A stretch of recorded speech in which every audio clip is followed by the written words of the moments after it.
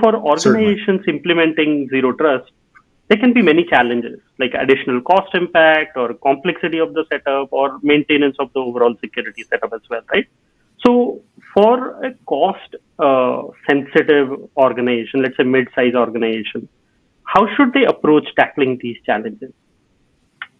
Well, I think any organization is cost sensitive, especially in Mhm. today's world, regardless of size. But that inventory, going back to that, allows you to understand what assets you currently have. So let's say you're an Office 365 group. Well, Mhm. are you actually leveraging all of the things within Office 365 that apply to zero trust? So you have identity providers, so you've got your Azure Active Directory or Active Directory on-prem. Uh, Mhm. is that being leveraged appropriately to provide authentication or identity for authentication throughout the ecosystem?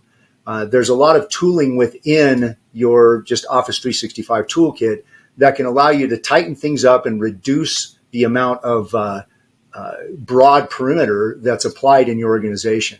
So I hate to fall back to that same comment, but your inventory is very important for that reason.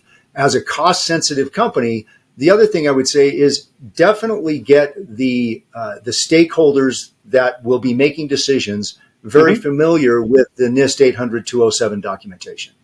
That documentation is the basis for NIST thoughts and approach on zero trust. It's the foundational document for zero trust. So become very familiar with that document and how it applies. And as you look at vendors, Mhm.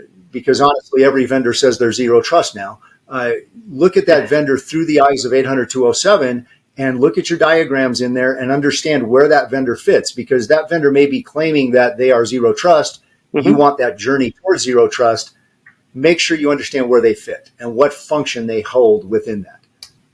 Okay. That makes a lot of sense, right? Like having understanding of the inventory, understanding the architecture, and sort of mapping them to the NIST framework to see whether whatever the vendors are saying, whether they are accurate to the zero trust philosophy or not, right?